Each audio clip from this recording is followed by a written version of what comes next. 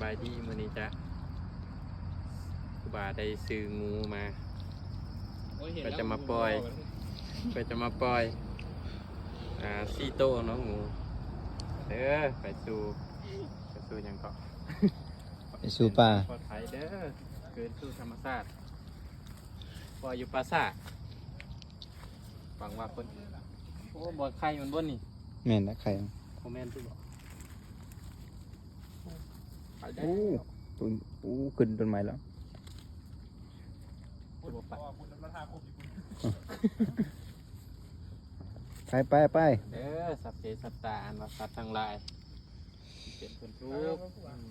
จงไปสู้สุขเอาโมเมนต์จงไปสู้อันนั้นเด้อขอให้ปลอดภัยเอาโมเมนต์ตัวนี้ตายบ่ ยัง ใส่ ยังติ่งเล มัน ย ยังเหงาอยู่เนาะ ยิงเหงาอยู่ เอ้ย